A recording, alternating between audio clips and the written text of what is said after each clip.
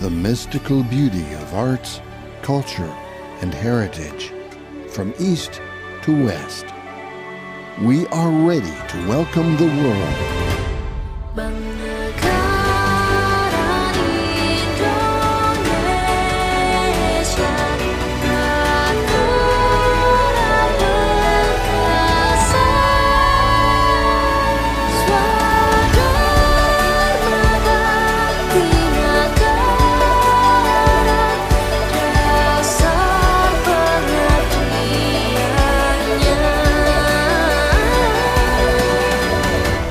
We are strong. We are the heirs of generations to create a better future. BNI for stronger Indonesia.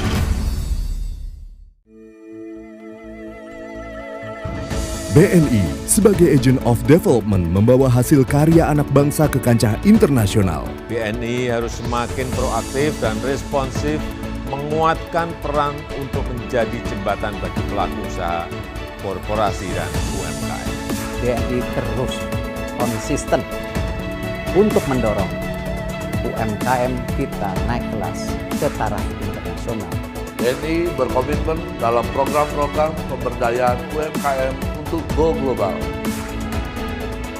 BNI bertransformasi secara digital dengan BNI Mobile Banking, BNI Direct, BNI Ekspora. BNI Ekspora menghubungkan para diaspora dan juga produk-produk Indonesia menuju internasional. Dengan tujuan mendorong pertumbuhan perekonomian Indonesia. BNI for Stronger Indonesia. Halo BNI Hi-Movers. Sektor jasa keuangan selain berfungsi untuk memudahkan masyarakat dalam mengelola aset finansial yang meningkatkan pertumbuhan ekonomi nasional, seiring perubahan pola konsumsi masyarakat ke arah digital, mendorong perbankan mengakselerasi proses transformasi perbankan digital. Kehadiran model bisnis baru ini mendorong persaingan makin ketat secara nasional maupun global. Lalu, apa saja peran sektor perbankan dalam membawa Indonesia menjadi lebih globally acknowledged? Dan apa saja tantangan Indonesia dalam melakukan penetrasi di pasar global? Join now suplemen pengetahuan kali ini, Global Mindset Webinar Series 1, The Role of Financial Services Players in Bringing Indonesia to the Global Stage. Bersama speakers, Shirley Santoso, CEO Kearney Indonesia, Nisha Paramjothi, Head of Digital Banking Service Kearney,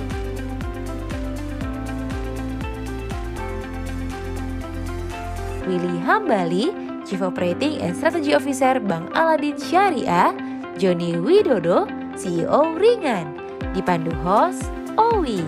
Pastinya jangan sampai terlewatkan. Tetap di suplemen pengetahuan BNI Korpo TV. Hi-Movers selalu patuhi dan disiplin protokol kesehatan 6M. Bersama kita lompat lebih tinggi.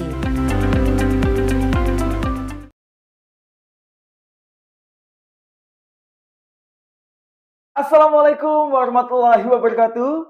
Shalom, Om Swastiastu, Namo Buddhaya, Salam Kebajikan. Selamat siang BNI Hi-Movers yang tentunya selalu semangat.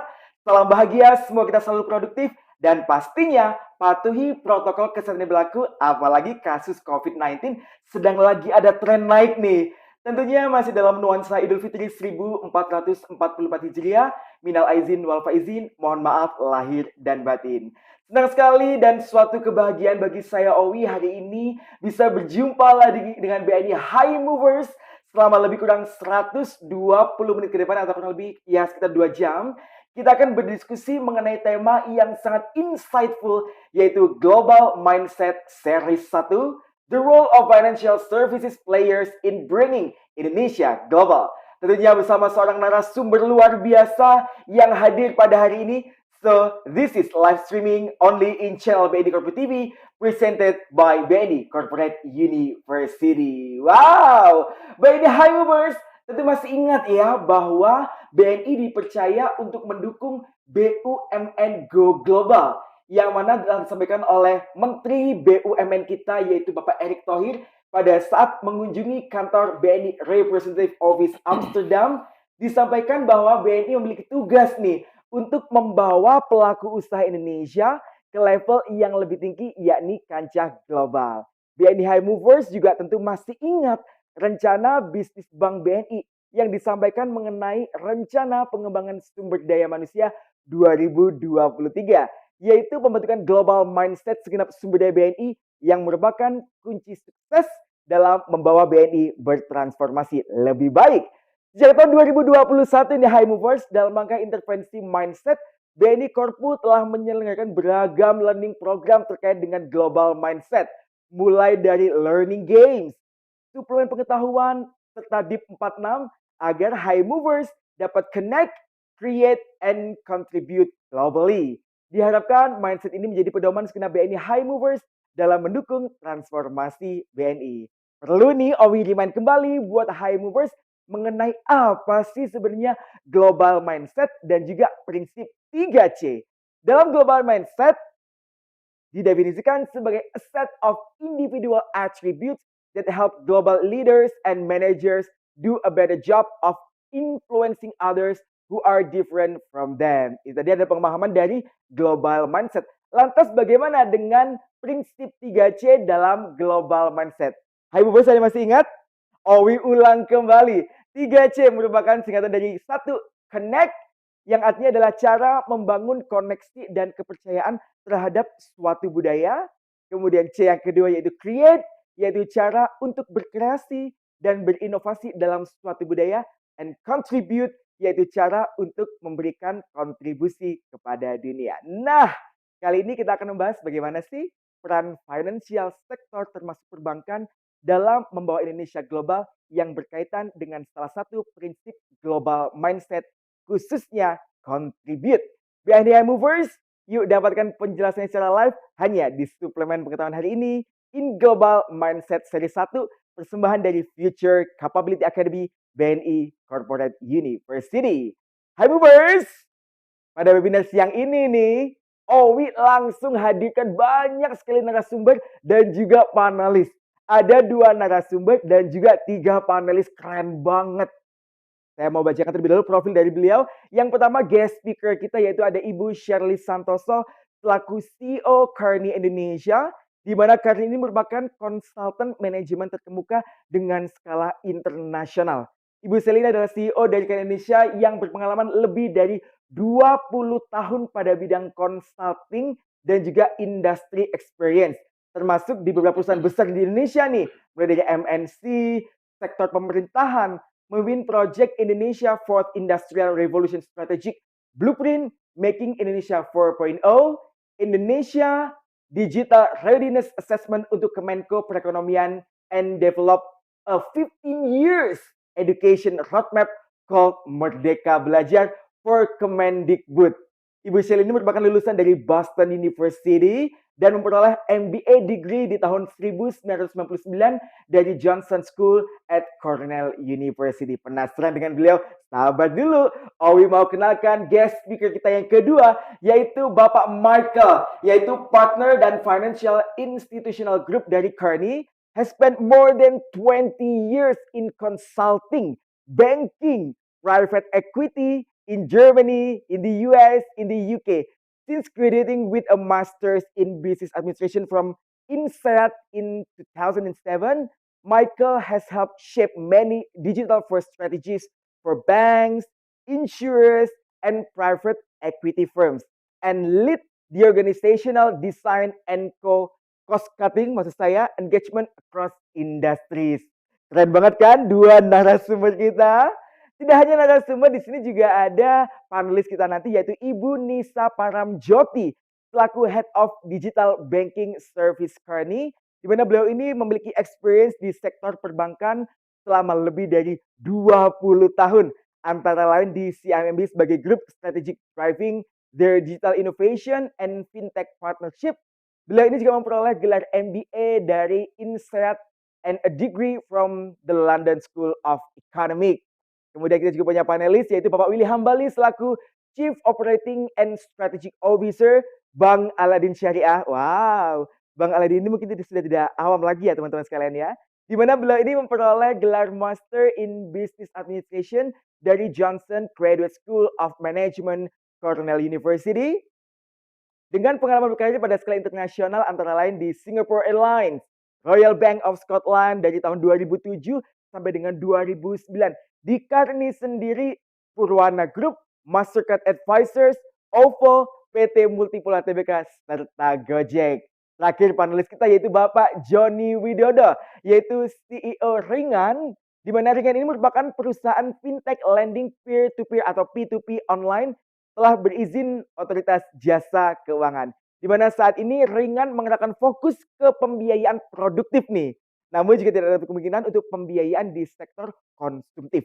Sebelum beliau menjabat sebagai CEO di Ringan, beliau pernah menempati berbagai posisi penting di landscape startup Indonesia, antara lain di OVO, beli mobil gue, yang kemudian namanya menjadi All X Group Indonesia nih teman-teman sekalian, serta grup Tani Hub. Keren-keren banget kan narasumber dan juga panelis yang Owi hadirkan buat BNI Hi-Movers pada kesempatan siang hari ini.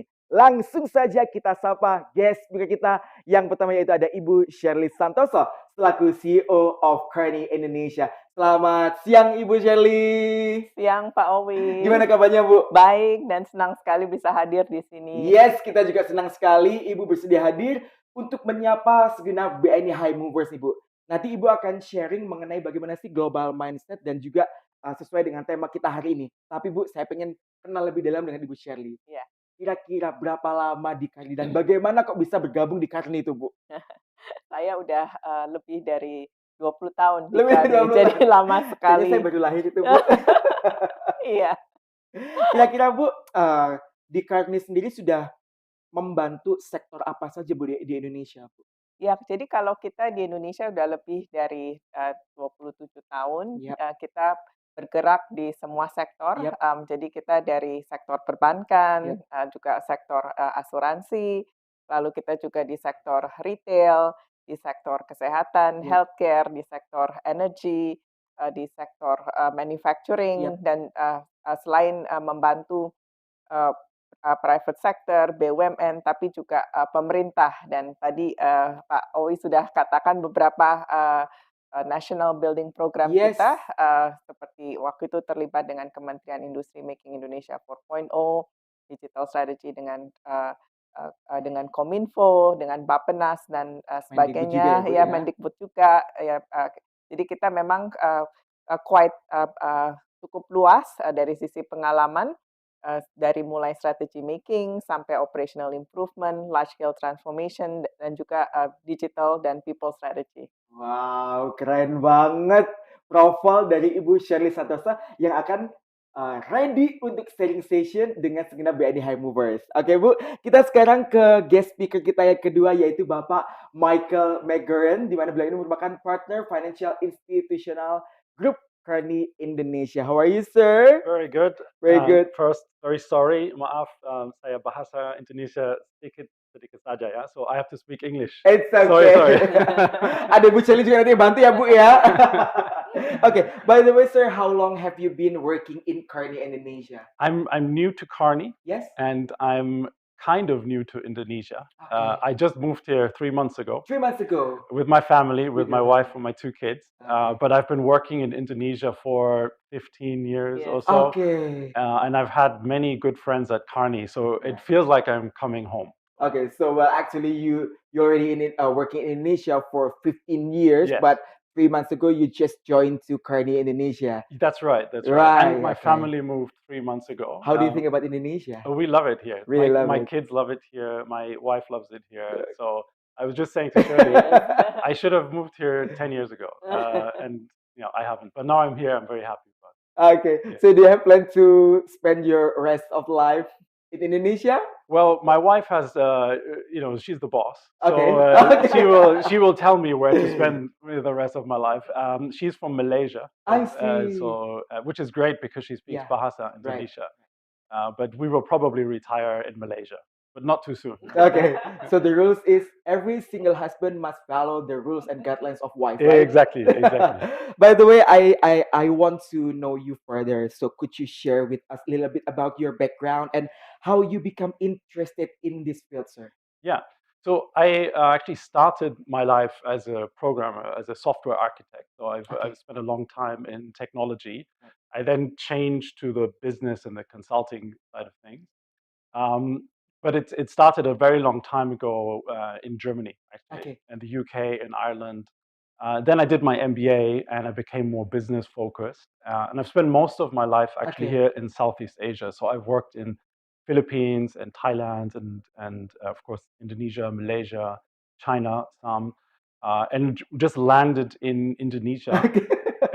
Because it's the most interesting place to be. So. Right, especially for the how big Indonesia potential for economic, right? Exactly. And if you think about it, it is right in the middle of a big global reshuffle. Right. There's the US, there's China, and Indonesia, Southeast Asia is just in the middle of it all, and it's attracting a lot of attention from all of these parties. Totally agree. So it's the most exciting market to be in. Totally agree. As United Nations mentioned before, that Indonesia is one of the biggest economic in the world as well, right? Yes, that's right. Fastest growing. Right, faster growing as well. And great weather. So. Great weather. By the way, everything starts from German, now in Indonesia. Correct. So hopefully you will stay probably rest of your life in Indonesia. I hope so. To have Indonesia economic growth, right? Yes. Okay, perfect. Okay, hold it second, sir. Kita juga punya panelis kita sekaligus guest speaker juga yang ketiga, yaitu Ibu Nisha Paramjothi selaku Head of Digital Banking Kearney Indonesia. Good afternoon, Miss Nisha Paramjothi. Can you hear me? I can hear you. Selamat siang, Pak. Good to see you. Wow, selamat siang. Oh, you speak bahasa? I'm Malaysian, so yes. Oh yes. I've been in Malaysia for I think almost 2 years because I took a study in Lim Kok University. Have you heard that before? Yes. Yeah, a lot of Indian I know also the in. university well. Wow. Okay. Good time there. By the way, Ibu Nisha Paramjothi, betul? Bu, Yes. could you please share with us what are some of the biggest challenges facing your industry right now, and how do you think they can be addressed? For example, in basically started as a banker and then I pivoted into consulting. I see big shifts in the banking sector, largely driven by technology. You've got key trends like AI, robotics that are reshaping the way people consume banking services. You've got the rise of digital banks, as we'll hear from Willy later on Aladin. You see digital banks springing up across Southeast Asia, in Malaysia, in Philippines, in Singapore, and they are essentially changing the way consumers interact with their financial services, driven by key trends like AI, personalization, the use of data to really understand the consumer, and it's really changing how we behave and interact with our bank, right? It's no longer someone wakes up in the morning and says, yes, I want to do banking. Now banking is something that happens as I go on with my day-to-day life, right? So what are the oncoming challenges? How do we withstand, I guess, the global headwinds that are coming, whether it's rising interest rates, supply chain constraints? How do we overcome that? I think the financial services sector is well placed to address some of these challenges and provide a cushion for the economy and Indonesia and its people to withstand the oncoming headwinds. Yes, that's quite interesting. So, have you ever been in Jakarta as well? Yes, I have. I've spent many months in Jakarta. So, do you have plans to fly all the way from Singapore to Jakarta shortly? I will. I typically spend about a week every month in Jakarta on work. Okay, to meet with Miss Shirley as well, right? Yes, Shirley and Michael. I see them very often. Yes, of course. Oke, tahan dulu Ibu Nisha. Kita akan menyapa panelis kita yang selanjutnya, yaitu Bapak Willy Hambali selaku Chief Operating and Strategic Officer Bank Aladin Syariah. Selamat sore, selamat siang Bapak Willy Hambali. Selamat siang. Bagaimana kabarnya Pak Willy? Thank you for having me. Baik, terima kasih. Oke, Pak, kalau boleh tahu, boleh cerita sedikit Pak mengenai Bank Aladin Syariah ini bagaimana Pak? Bank Aladin Syariah ini bank seumur jagung ya Pak. Jadi kita memang baru bertransformasi besar-besaran di tahun 2021 Terus kemudian kita baru meluncurkan aplikasi dan bisnis kita itu di Januari 2022. Jadi benar-benar very recently tahun ini kita merayakan 1 year anniversary. Tapi so far I think it has been a very interesting and exciting journey buat kita semua di Aladin. Dan saya rasa nanti pasti akan ada diskusi lebih banyak tentang journey dan role-nya digital banking seperti apa. It will be a very exciting topic to discuss. But yeah, it's been exciting. Oke. Thank you very much Bapak Willy Hambali. Kita tunggu sharing dari Bapak terkait dengan digitalisasi yang mungkin telah teraplikasi di Aladin, di Bank Aladin Syariah ya Pak ya. Oke. Selanjutnya ke panelis selanjutnya itu Pak Joni Widodo selaku CEO Ringan. Selamat siang Pak Joni Widodo. Selamat siang. Oke. Pak Joni gimana kabarnya Pak? Sehat Pak? Sehat. Pak Joni, ini kan kalau berhubungan dengan pembiayaan online ini kan semua sudah pada tahu Pak ya, masyarakat Indonesia Pak ya. Kira-kira Pak yang membedakan Ringan dengan pembiayaan online yang lainnya apa nih Pak? Jadi kita memang mencoba untuk melakukan 2 hal ya. Yang pertama itu mengapply teknologi supaya kita bisa memitigasi resiko untuk kemungkinan gagal bayar itu lebih baik. Itu yang pertama ya. Yang kedua itu pastinya kita juga mencoba untuk mengeluarkan produk yang memang cocok dengan persona di mana yang saat ini kita melihat potentially itu memang belum terlalu disentuh oleh pemain-pemain yang ada saat ini. Jadi mungkin kalau tadi Willy bilang Bang Aladin Syariah itu seumur jagung, kalau saya mungkin bibitnya jagung ya, karena kita memang sudah berdiri selama 3 tahun, tapi karena COVID memang operasinya itu juga memang lebih di hold gitu ya, lebih ditahan lah. Karena kita tahu kalau dengan pengaruh COVID itu kemungkinan gagal bayar akan sangat tinggi. Jadi saat ini kita memang lagi mencoba untuk in a way memulai bisnisnya kembali dengan strategi yang baru. Kurang lebih seperti itu. Terima kasih. Oke. Thank you very much untuk Pak Joni Widodo. Kita nggak sabar untuk mendengarkan sharing dari Pak Joni tentunya. Nah, BNI Hi-Movers tadi kita sudah sedikit chit-chat dengan seluruh narasumber dan juga panelis. Bagaimana? Keren-keren kan? So don't go anywhere, just stay tuned in here, channel Korput TV di BNI Korput tentunya. Oke, sebelumnya Bapak Ibu sekalian, Owi mau sampaikan bahwasannya ada beberapa informasi untuk Hi-Movers di channel ini terlebih dahulu. Untuk BNI Hi-Movers yang ingin mengajukan pertanyaan seputar pembahasan dari narasumber kita siang hari ini, boleh langsung ketik di live chat channel YouTube ini. Untuk pertanyaan yang diajukan akan langsung dijawab oleh narasumber kita hari ini. So, nasabah setia BNI yang mungkin join pada webinar hari ini dan juga BNI Hi-Movers, tanpa berlama-lama lagi, kita dengarkan paparan dari narasumber kita yang akan dibawakan oleh Ibu Shirley dan juga Bapak Michael. Silakan Ibu Shirley dan juga Pak Michael. Terima kasih banyak Pak Owi sekali lagi atas kesempatannya. Senang sekali kita bisa ketemu dengan semua BNI Movers in this very exciting program. Jadi kita memang ada paparan sedikit, tapi ini lebih untuk sebagai konteks dari diskusi kita hari ini, dan terutama ada panelis-panelis dari industri lain yang sangat exciting. Jadi mungkin sekedar introduction mengenai Kearney tadi. Jadi seperti saya sampaikan ke Pak Owi, Kearney adalah Global Management Consulting Company. Kita sudah berdiri dari tahun 1926. Kita eksis di 40 negara, dan di Indonesia kita sudah berdiri dari tahun 1997. Nah, mungkin sekedar konteks mengenai overall Indonesia, karena tadi Pak Michael juga katakan Indonesia is in a very exciting inflection point. Jadi kalau kita lihat di dunia saat ini, sudah kita mulai lihat resesi, terutama di beberapa benua seperti di Europe, di mana Inggris juga sudah mengalami kontraksi ekonomi, Germany juga, dan di Amerika di mana technical recession itu terjadi. Nah, namun kita beruntungnya Indonesia saat ini tetap mengalami growth ekonomi yang cukup baik. Dan kalau kita lihat dari sisi ranking Indonesia bisa emerge COVID crisis dengan secara baik. Apakah itu dari sisi manajemen dari pandemi, kita rank number 5 out of 35 countries according global data COVID-19 economic recovery scorecard, juga berdasarkan the latest forecast dari IMF, Indonesia diperkirakan ekonomi growth-nya sekitar 5%.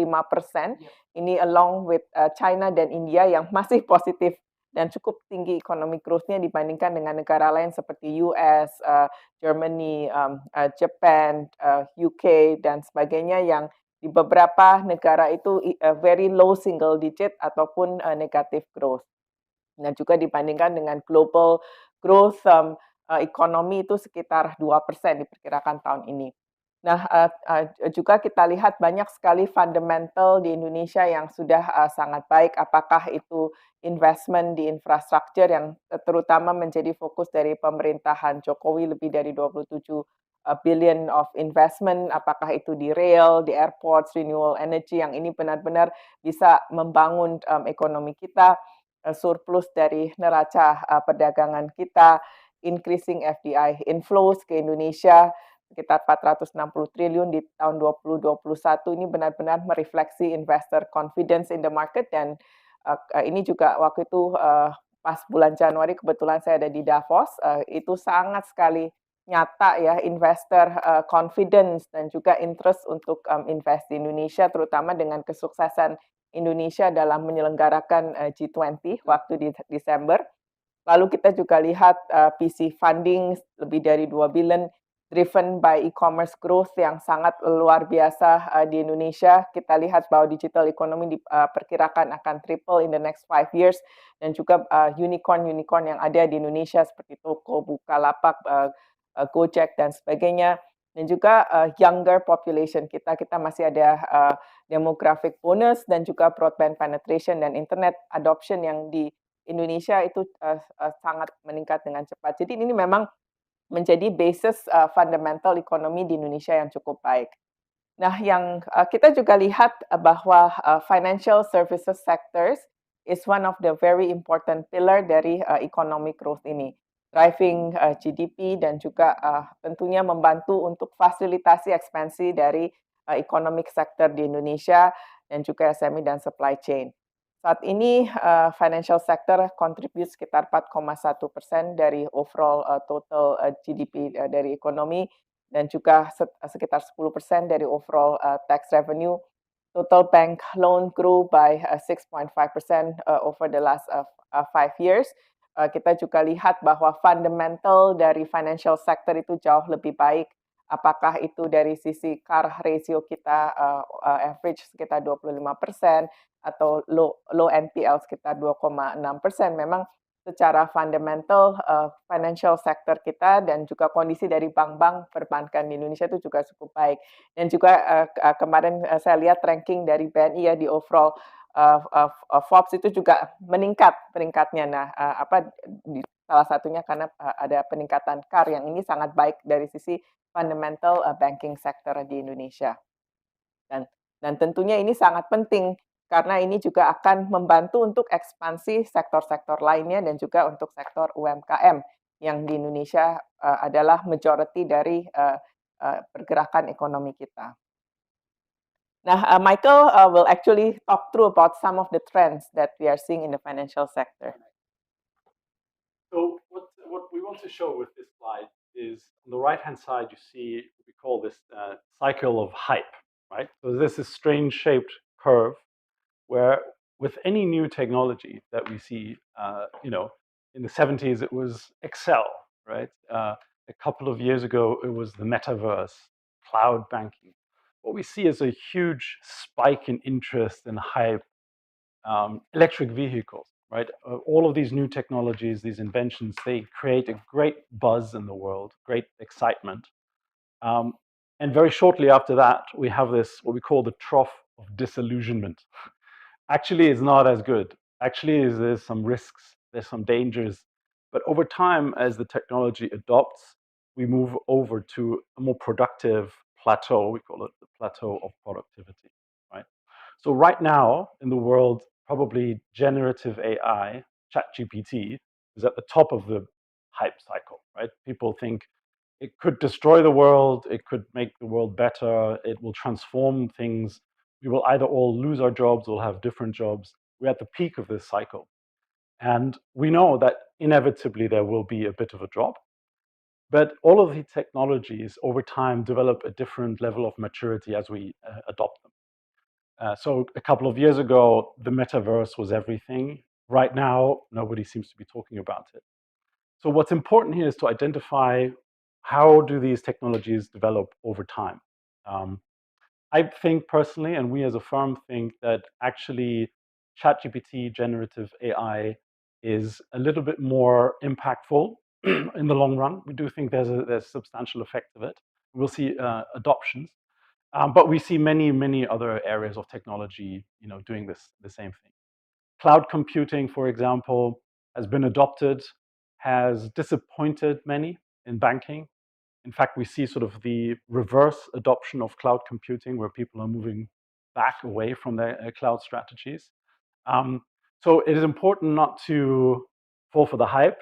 It's important to not dismiss technologies very early on, and then figure out a smart way for your organization on how to adopt it immediately and over time. And that has really important implications. Some of them are on the slides here. My favorite is the new culture and the new ways of working. Because with all of these new technologies, they won't have impact unless your people understand them, buy into them, apply them, and ultimately change the way they work. That's in technology. One of the impacts, or one of the effects that this has is that, and as Nisha I think pointed out earlier on, nobody wakes up in the morning and thinks about going to a branch really. So the way we see that impacting financial services, in particular banking, a couple of them are embedded finance. And I'll let the fintech and the startup folks speak to their business. They will do a much better job.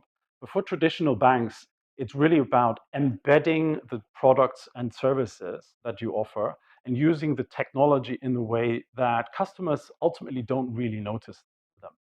And that can have profound impact on things like financial inclusion. It is much cheaper to deliver financial services through technology. And it can have great impact on things like attracting funding and investment. And this, as I pointed out earlier, to us is a really important part of innovation. Right? Innovation is not just generating the next toy, having access to the next piece of code. That's all great, right? But without the people adopting it and understanding it, changing the way they're working, all this innovation is either unused or can have actually detrimental, poor effects. I'll skip this slide and let Shirley talk a little bit about ESG. And this is another topic that we as a firm are hugely invested in and really excited about. So ESG is definitely one of the very important priority that a lot of, not just financial institutions, but a lot of organizations are embracing upon. And again, as we know, the world without a planet is no longer important. So it's important for us to champion ESG also, not just for us, tapi buat future generation kita. Dan kita juga ketahui bahwa the Indonesian government has been championing ESG dan introduce a lot of policy regulation untuk meet ESG commitment Indonesia. Dan bank tentunya adalah sangat memerankan peran yang sangat penting di dalam ESG. Kita ketahui dan bahwa kita butuh sekitar 2 sampai 2,5 triliun US dollar in investment opportunity for Indonesia to be green, and that's a very big money.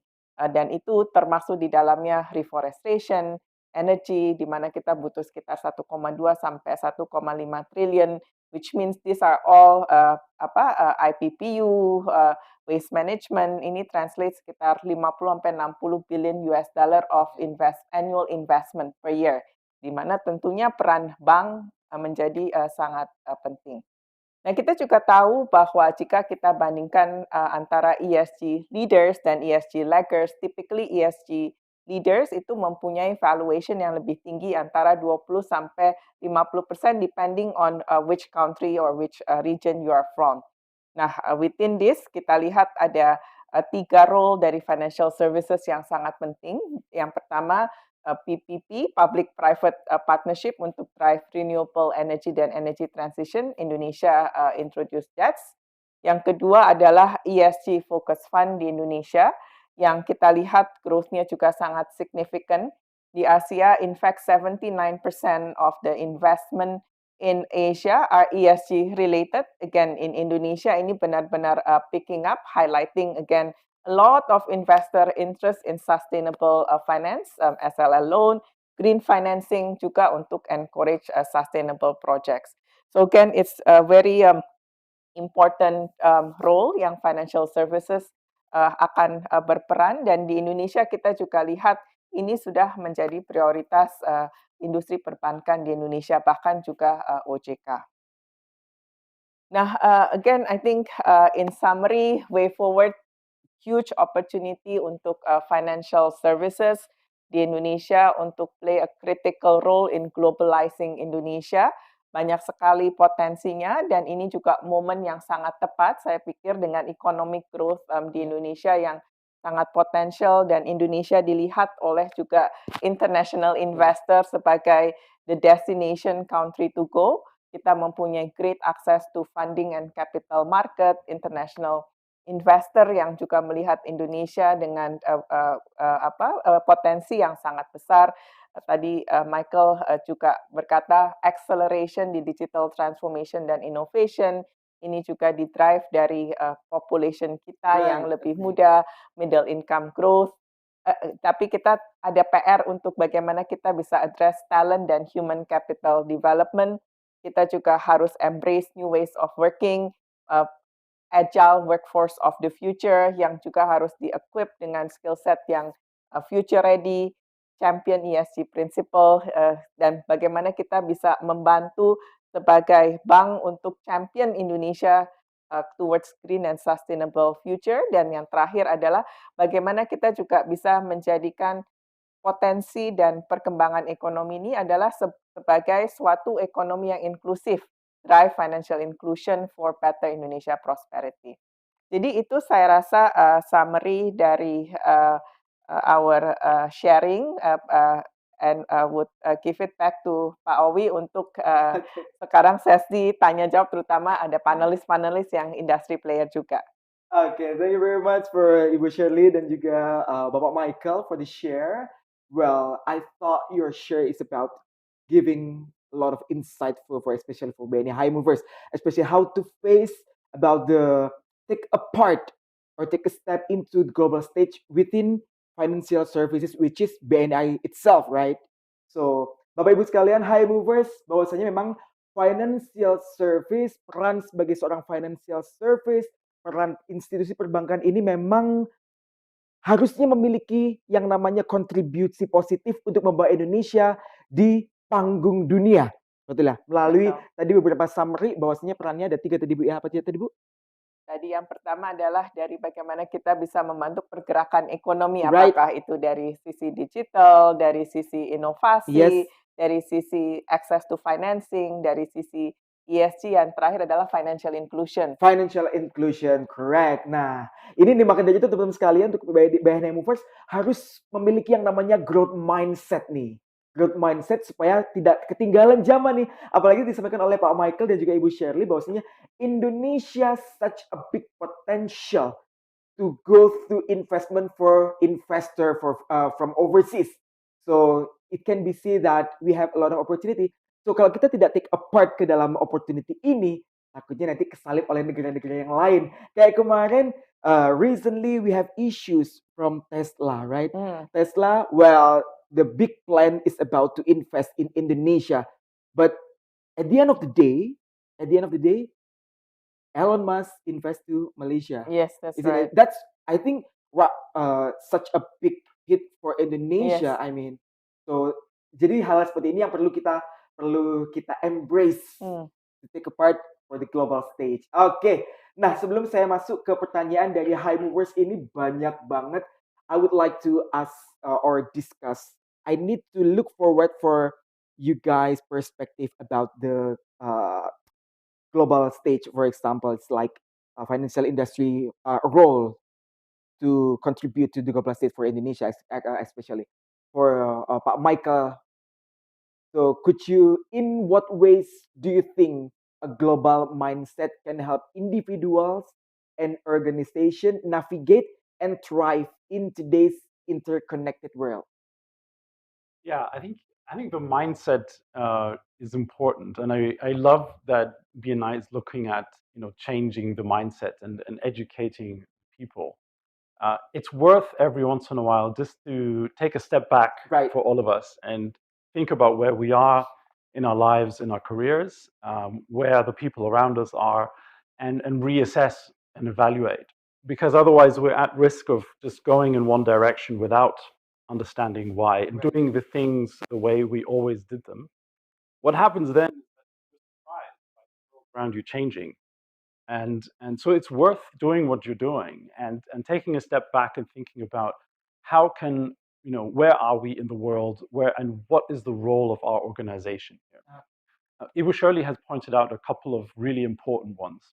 The banking industry in Indonesia has actually led many other industries in technology and transformation. It is probably the most advanced, right, of all of the industries. And I'll make a lot of enemies if I say these things, but I think it's true that the banks have really led the way in many ways. Now, the way forward is going to be different, right? Because the world has changed, geopolitics have changed, the things we need to produce are different. Some of them are great for Indonesia, right? Some of the minerals that are in Indonesia that need to be exported. The fact that there's a very large domestic market with lots of consumers who want to buy goods, that's great. But the role of a financial intermediary, of a BNI, will change significantly, right? It will be about attracting that foreign investment, serving, 50 million more people than you're serving today, right? Huge numbers, big challenges.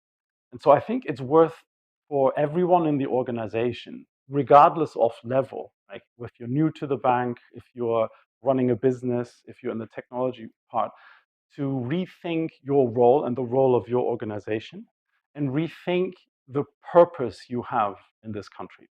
And for us as a firm, like the word purpose is really important. We spend a lot of time talking to banks and other clients, really thinking through what is the purpose of your organization, the broader purpose. Of course, we all have to make money. We're not a charity. But beyond that, right, what is the role that we play today and that we're going to play in 5 years' time or 10 years' time? It's kind of like blueprint of every summit, like a policy of each company, right, for your financial service as well. So, okay, so we go to the Ibu Nisha. So we try to make a discussion with Ibu Nisha. Sure. Can you hear me, Ibu Nisha? Yes, yeah. Yes. Okay. So, Bu Nisa, what do you think about how do you see the opportunity for the Indonesian banking industry to compete in the global market, considering for digitalization effect that removes its boundaries? Or maybe you can share about your perspective regarding the presentation of Bu Shirley and Bapak Michael. No, thank you very much for the question. And as Michael alluded to earlier, technology is a great leveler. So things like ChatGPT, data personalization, is essentially levels out the playing field. And Indonesia, with its big consumer base and also large resources, has the opportunity to reshape that. So the opportunity, in my view, and even as a firm, we firmly believe there's great opportunity here.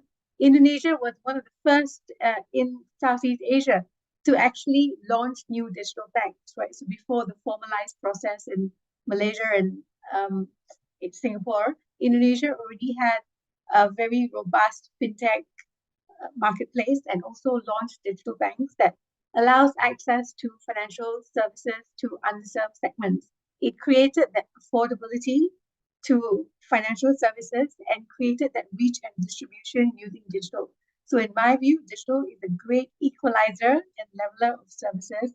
The second piece is the use of technology. Again, the adoption of technology by Indonesian consumers has been quite prolific in terms of embracing cashless payments, the wallets, and we'll hear from Pak Willy and Pak Johnny later on their experiences with peer-to-peer lending and also the digital banks. But the adoption amongst Indonesian consumers seems to be quite prolific. So I see great opportunity and for Indonesian financial services. Okay. So, Bu Nisha, do you have any thought that you want to discuss with Bu Shirley and Mr. Michael regarding role of financial services to take a step, to take a part of a global stage? Yes. Thank you, Pak Ali. So I think we will use the next sort of 30, 45 minutes having an interactive discussion with our panelists for them to share their esteemed experience across many dimensions. And Ibu Shirley earlier shared her perspectives on the Indonesian economy, her perspectives from Davos, what she's seen. Maybe we'll switch gears a little bit to Michael. From your outside-in perspective, having been in country now for 15 years, how have you seen some of these economic shifts and how has it impacted Indonesia? Well, 15 years ago, Indonesia was a different place, right? Indonesia was a little bit more closed, I think, a little bit more inward looking, and still figuring out some of the basic things that other economies have figured out. The time is very different now. Indonesia is much more assertive on the global stage. We've seen that with its role in the G20. We've seen it with the work that Ibu Shirley supported in Davos. We see it with the government making much more assertive and proactive steps towards on the international scene. Part of it is forced, as we discussed earlier, right? We have a bit of global tension right now in conflict, and there's a lot of attention on the Southeast Asian region. And it's just also an awakening by the international community that, okay, how many markets with 200-300 million people are there in the world? Not that many, right? Not that many. And so it is it's important then that financial institutions, banks, are a little bit different from other businesses, right? In banking, an asset is a liability and a liability is an asset. And really your role is to intermediate the real economy, right, with the central bank, with the money issuing. So it's a bit of a different industry. You don't really produce anything, right? You really are the enabler, the oil to let the economy run as efficiently as possible. And not just the big corporates, right? Every single small business and every individual, allow them to finance their personal lives, their houses, the important things in their life. So it's a really important intermediate layer.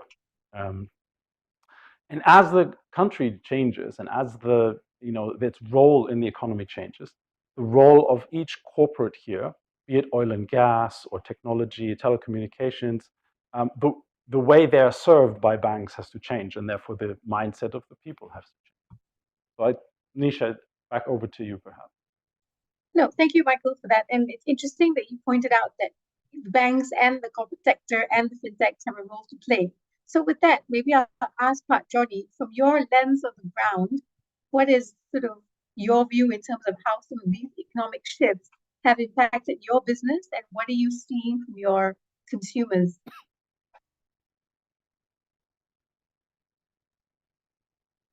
Yeah, thank you. There has been a lot of discussions, I guess, but we all know, I think the past few years, things are moving very differently, right?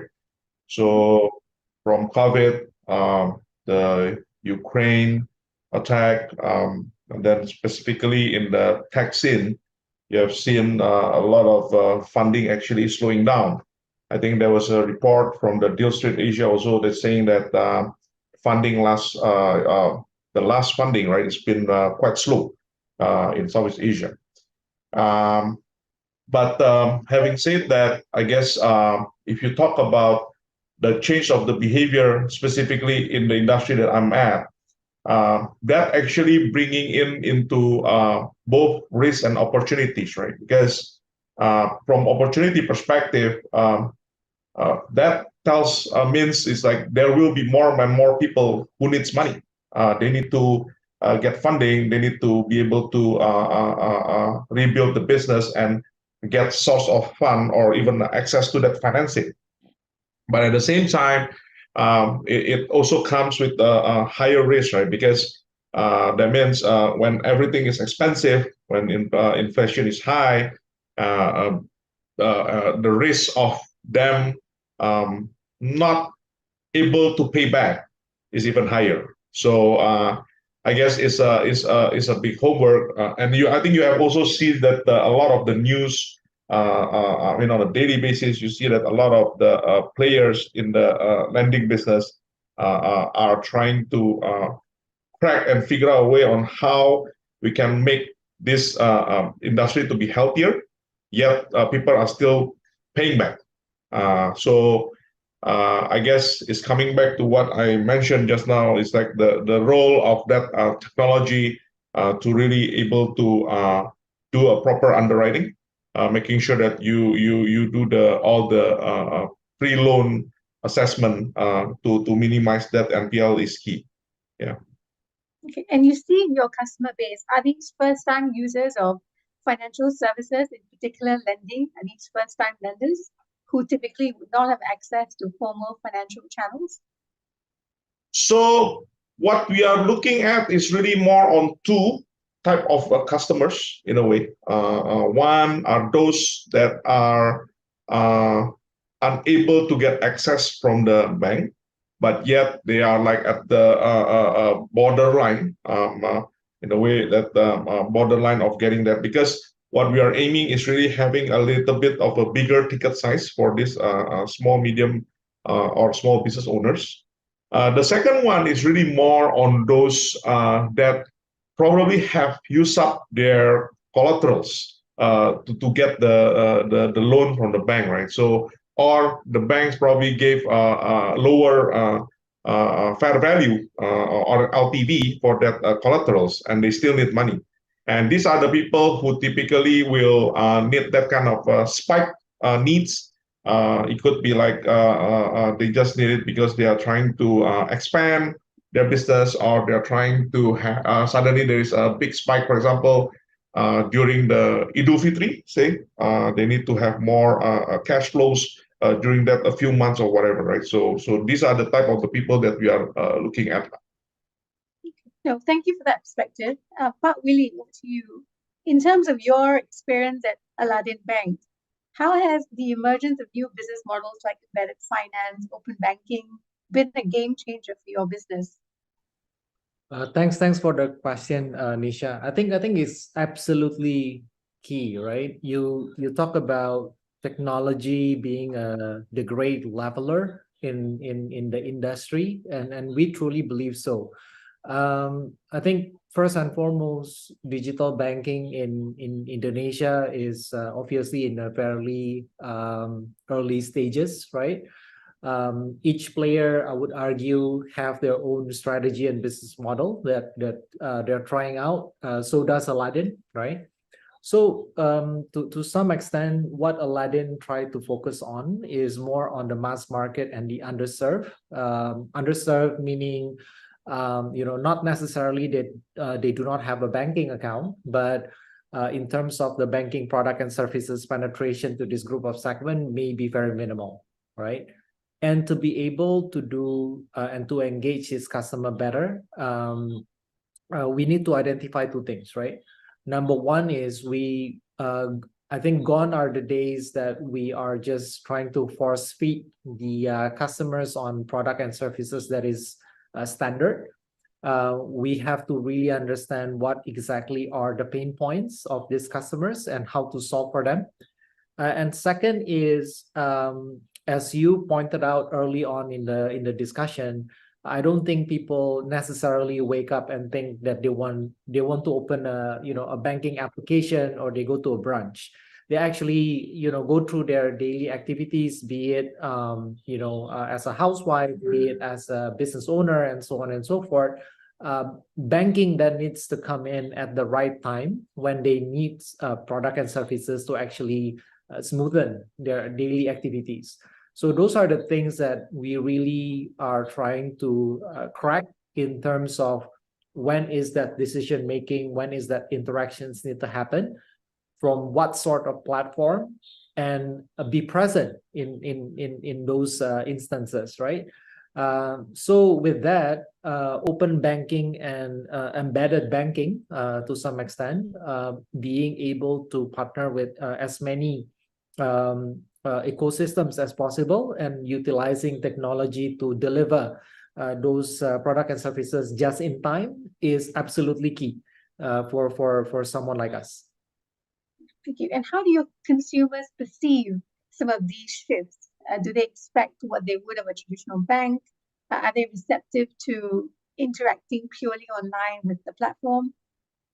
What is some feedback that you've heard? I think it depends on the customer segment, Nisha. So if, again, I'm speaking very specific on the mass market and the underserved, right? What we believe in Aladin, it's not sufficient for us to deliver our product and services fully online, meaning only in a form of an application, for example. There is a big trust issue, right? Especially for financial institutions. It's for a bank, it's a place for you to also deposit your money, your savings. So being able to collaborate with a partner or an ecosystem that has physical presence is absolutely key for us, right? I think in the past, if we take a look into the banking landscape, the way traditional banks develop and expand their networks is obviously by opening branches. For a new player like Aladin and our peers, obviously that is not going to be the most cost-effective manner to do so. So collaborations, partnerships with ecosystems that already have an established physical locations are key. So we can actually tap into those markets. We have some physical representation with technology enabling and scaling up our network effect is key to ensure that our we can provide our services in a cost-effective manner. I think that process of educating, unlearning, and relearning with the consumers is important as we sort of teach them to interact online and move away from branch banking. That education process, both as a banker and as a consumer, is integral to that process. Maybe switching gears a bit to Michael, you had the opportunity now to work on multiple digital banks across the region, including ones in Indonesia. What are some of the challenges that you foresee that these digital banks will face? There's a huge amount of banks about to come online in the next 6 to 12 months. What are some of the challenges that you foresee, and how can they best position themselves to overcome these challenges? I think I want to pick up on actually Willy's point. It's a trust issue or through a lot of fintechs, right? There's let's call it a trust issue, but it's worth again stepping back and thinking about what business are you actually in, right? A bank is in the trust business. Right? I am trusting someone with keeping my hard-earned cash safe. Like that is a real business. That is a really important one, right? It is also in the business of allowing someone to finance something, right? To buy a house or to other things, lending. This is on a personal finance perspective. Banks have historically really not been in the business of making daily transactions and sort of daily activities happen for consumers. Banks have, they started off really as pure trust businesses, only safekeeping, right? Then a bit of lending, and all that good stuff that in Johnny's businesses they do and they innovate around. Banks typically were not in that business, right? It's not a business that they were in. So while the fintechs are really good at that, right? And I think Willy talked about embedding their services, being open. that is basically making life easier for everyone, right? I can just check out very easily, buy something, and I can finance it. That's the business they're in. That's a really good thing for them to be in. Should they be in the trust business ever? Maybe not, right? Maybe never. Maybe that will always be the domain of banks because we trust them. They typically, here, a lot of them are government owned or influenced. So I need to and I can trust. But there's a huge market out there which is not served by these institutions. And Johnny pointed this out. You have this slice of the market which is very well served.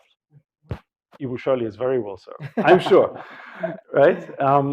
Then you have a slice of the market, and again, Johnny pointed out, you probably shouldn't serve because they can't pay back, and it would be irresponsible to serve. But we suspect in Indonesia, a very, very large part of the market is in between, right? Not served by the banks. Right there, they should be served in some shape or form, but they're not. And I think that's the key opportunity for the innovating businesses that Johnny and Willy are leading. Nisha? Very, very exciting, developments on the digital banking front, which in turn has attracted a lot of attention from investors, both VCs and private equity firms alike. Once upon a time, banks were the darling go-to for funding investment points, and now it's been the fintech industry, which has seen some peaks and troughs, but largely, by and large, it remains a strong investment stronghold for most investors. Maybe to Pak John and Pak Willy, having dealt with investors and being in that feeding frenzy, what is some of your experience in terms of what investors are looking for? Why do they like Indonesia as an investment thesis? The themes of payments, cashless, P2P lending resonate well with them. Can you share with us a little bit about your experience? Maybe we'll start with Pak Johnny first. Sure. So I guess if we reflect back and see, right, who actually in the world that now I would say probably the most advanced in this business, right? Probably looking at China, I would say. I mean, I guess we can debate, but I mean, from my point of view, I think this is probably one of the country that is very much advanced. And then when we try to compare Indonesia with China, right? I mean, you could use a lot of different metrics, right? From GDP, populations, GDP per capita, whatever. Right? And I would say we probably about 15%, or I would say 15%, 20% of China, yeah, plus minus 10 to 15, 20.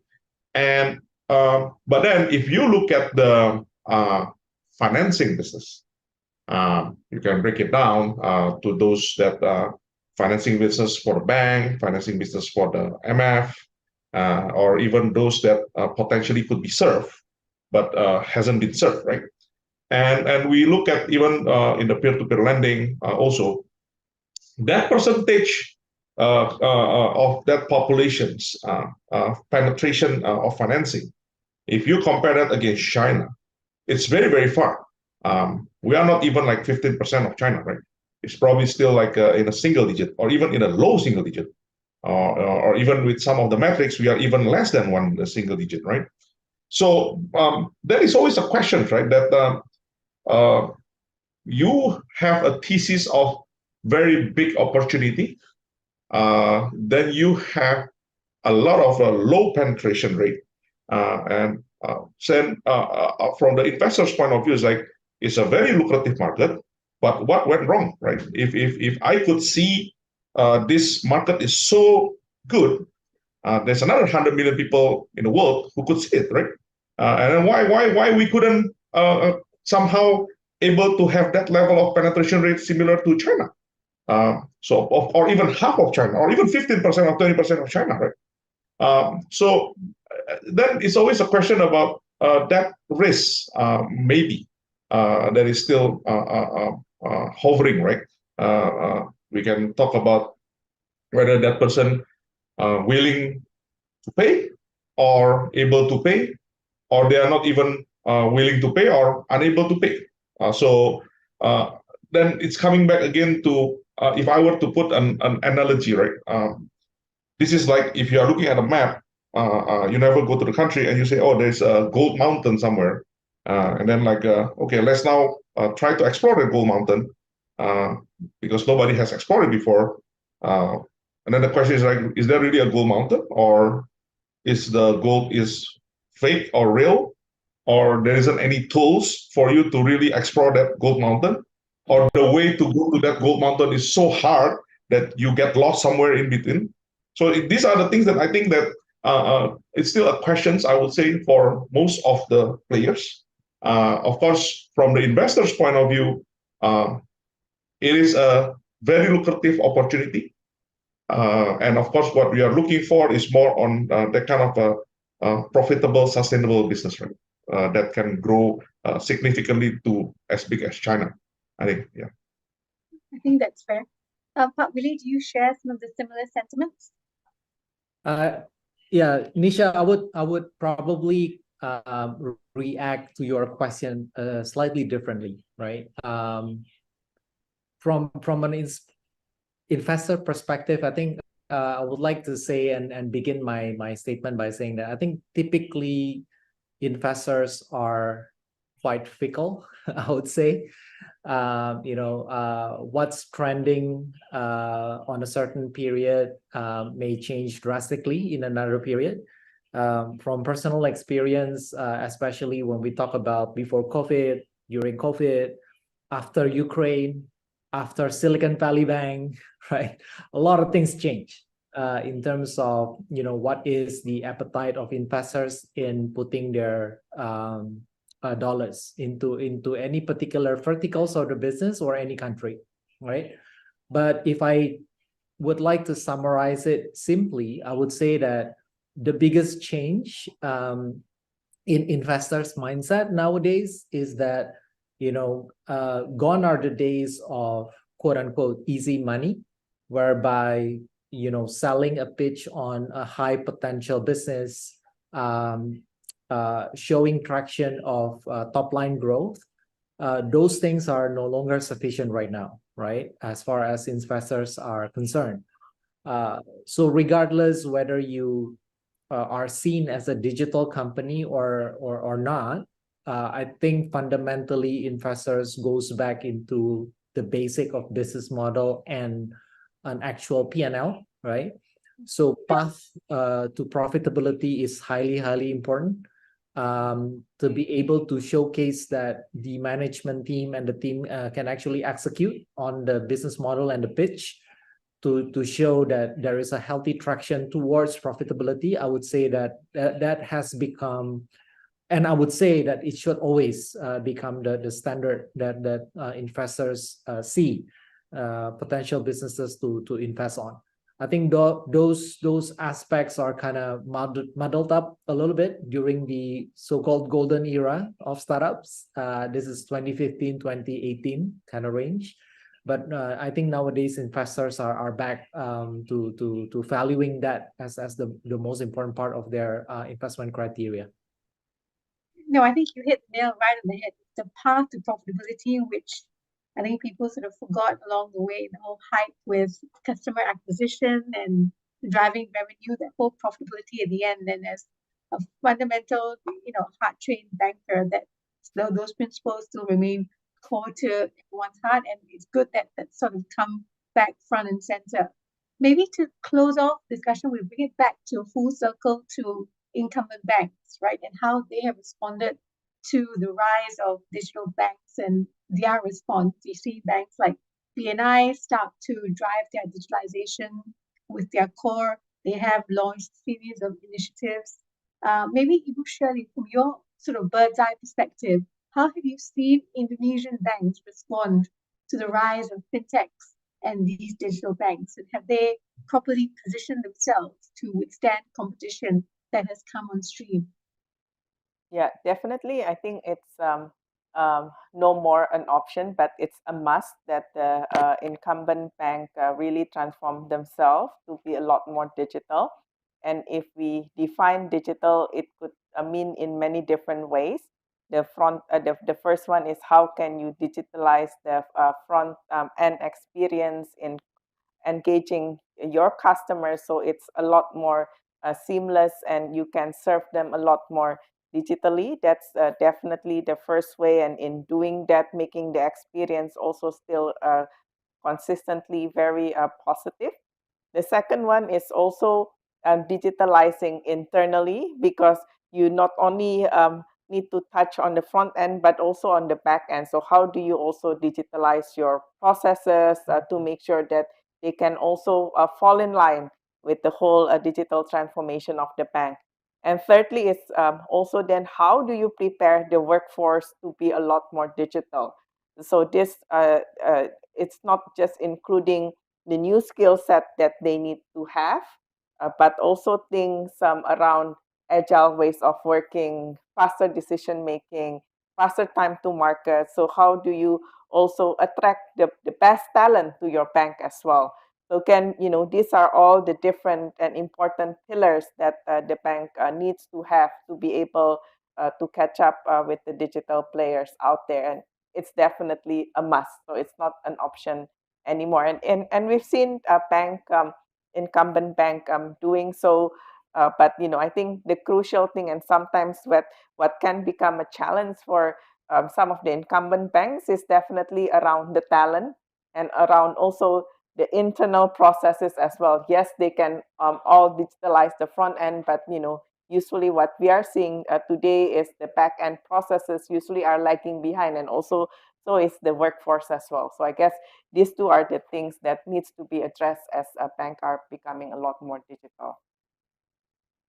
So thank you, Ibu Shirley. I think closing off the discussion on digital and moving on to a touch on the topic we talked about earlier, financial services, again, is a key enabler of many industries by creating robust capital markets, providing funding. We also haven't talked a lot about the SMEs, which are critical to the backbone of most Asian economies, most so in Indonesia. Maybe Ibu Shirley, how have you seen banks facilitate the growth of the SME sector, and what can you think we can do a bit more of? Yeah, so I think, in Indonesia, definitely SME is a very important component that is really propagate the growth of economy. We have more than 65 million SME. And again, the role of banks to create this inclusive growth to drive SME is very important. And this has also been the priority of the government, the OJK, the BI, how banks can help SME to grow. And whether it's that is through a KUR or a specific program through the regional banks as well. And one of the key things in touching SME is basically how do you lower the cost to serve? Because a lot of times, it's actually quite costly to serve the SME, especially a huge number of them. So again, through digital, like what is being done today by the fintech, how can you actually reach to a more number of SME in a more lower cost efficient way? So this is the thing that I guess needs to be cracked in order to serve them a lot more efficiently. Thank you, Shirley. And Michael, so from your experience in other markets, what models have you seen in other markets that you think could work well in Indonesia? Not many. Everyone has struggles. And I've done work in SME banking in Vietnam and Philippines, Malaysia, and elsewhere. Is really a conundrum. In Indonesia, well, in most of these markets, about 60 to 80 or 90% of the population is employed by an SME, right? So it's basically that is the economy, the backbone. And yet, if you look at all of the books of the major banks, the portion of SME lending is very small compared to the personal book side. So it hasn't been cracked yet. I think the great hope from everyone, including the regulators, is that technology and startups, along the lines of what Johnny and Willy are doing, find a way to serve this market. Right? It is socially important, economically crucial, but the fact is, there's a good reason why banks haven't historically served them. It's a risky business. Right. Yeah. Right. risky business, and every few years there are serious issues. So our hope is that it is unlikely that banks overnight will serve this market well. I haven't seen a market globally where this has happened. But technology can be the intermediary and allow us to do it. That makes a lot of sense. And also developing human capital, which I think is something that is core to everyone's agenda and purpose, as we mentioned earlier. So, Willy, from corporates to fintechs, you've experienced both. How have you seen the culture and DNA evolve within the workforce? Yeah, this is very dear to me because I started coming back to Indonesia and work for Kearney, right? In fact, Shirley was my mentor. So I'd like to say and joke around with the fellow alumni is to say that the one thing that we miss the most during our Kearney days is the talent quality, right? And as we continue to like I myself started going into different industry verticals, going to an international company, going into a startup, and now digital banking, I think there are some commonalities, right, in terms of talent readiness. And probably Pak Joni can also attest to this. Even as recent as 5 years ago, right, when we started our journey in OVO, for example, availability of a local talent, especially in a more technical expertise and job, is actually quote unquote lags behind, right? Versus just now Pak Joni mentioned about China, and then maybe also India, right? In terms of the talent capability to actually spur the drive that is actually needed on the innovation that needs to be delivered. Fast forward 5 years later, right now what I'm looking at in our current talent pool in Aladin Bank itself, I can proudly say that 100% of our technical capabilities are actually driven by local talents, and not because we simply say that, oh, it's a nationality move. It's not, right? I think genuinely our local talents are now getting more and more developed and ready to actually deliver the kind of quality that we expect them to deliver. What is interesting now is a mix, right? Whereby as we continue to blur the line and engage in more collaborations between financial institutions, be it banking, be it non-banking, such as fintech and so on and so forth. I think more and more there will be a mix of talent pool coming from backgrounds from a technical or a more startup kind of DNA versus talent pool that is coming from banking, right? And this is all connected, right? Just now, Michael and Shirley talks a little bit about this. Michael talks about serving SMEs or a conundrum, right? It's very tough to actually crack that particular market. Why is it so hard to crack that particular market? Is because visibility, right? Fundamentally, it's about visibility. We know that there is a business owner, but we do not know their transactions. We do not know their data and so on and so forth. So for us to be able to get visibility, that means we actually need to digitize their activities. We need to link up their daily activities so we can actually underwrite financing and credits and serve them better, right? Otherwise, the only thing we can do is just spike up the price to cover for our risk. To be able to serve this segment and offer a financing product, for example, as a fundamental and core product of a bank, that means we need to be able to understand and underwrite their businesses better, right?